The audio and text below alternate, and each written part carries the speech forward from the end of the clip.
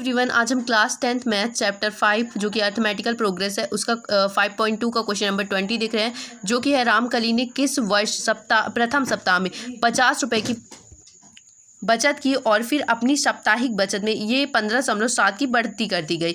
ये बढ़ती यानी ये बढ़ा रही है, जो बढ़ता जाता है वो क्या होता है, डी होता है, और जो पहली बार करता है वो ए होता है। ठीक है, यदि एन में सप्ताह में प्रथम साप्ताहिक बचत इतनी कब हो जाएगी, उसकी 207.50 कब हो जाएगी, ये हमें इसमें कैलकुलेट करना है। ठीक है, क्या दिया गया है यहाँ पे 750 कब हो जाएगी।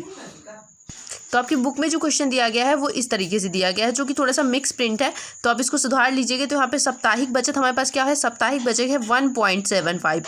ठीक है, ये मैंने इसलिए लिख लिया था कि आपको बता सकूं कि बुक में मिक्स प्रिंट है, आप इसको सुधार लीजिएगा। और टोटल बचत जो है वो हमें जो आखिरी बचत कैलकुलेट करनी है वो 20.75 को कैलकुलेट करनी है, और वो 50 रुपये की बचत नहीं करती, 5 रुपये की करती है। ठीक है, आप NCERT ऐप में भी जाकर देख सकते हैं कि यही राइट है। अगर आपको कोई भी डाउट आप अपने स्कूल में क्लियर कर सकते हैं, और आपका आंसर जो है वह इस मेथड से राइट आएगा।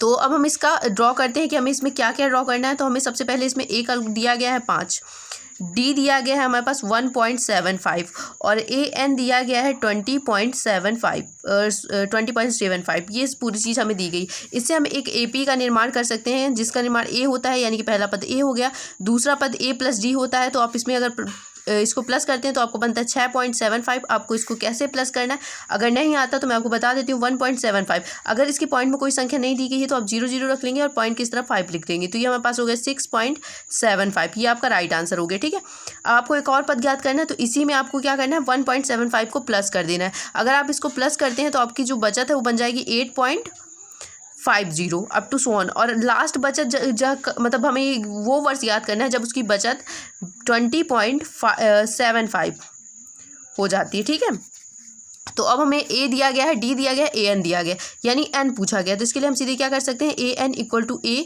+ N-1 × D का फॉर्मूला लगा सकते हैं। आपको AN पता होना चाहिए क्या है, 20.75, A आपको पता होना चाहिए क्या है 5, और N तो हमें दिया ही नहीं गया है, N तो हमें कैलकुलेट करना है, और D हमारे पास क्या है 1.75। तो अब इसमें अगर ये इस तरफ प्लस में है तो इधर भेजेंगे तो कैसे हो जाएगा, माइनस में हो जाएगा। 20.75 अपॉन में माइनस में 5 हो जाएगा, और ये जो गुणे में है ये कैसे जाएगा हमारे पास, ये अपॉन में जाएगा।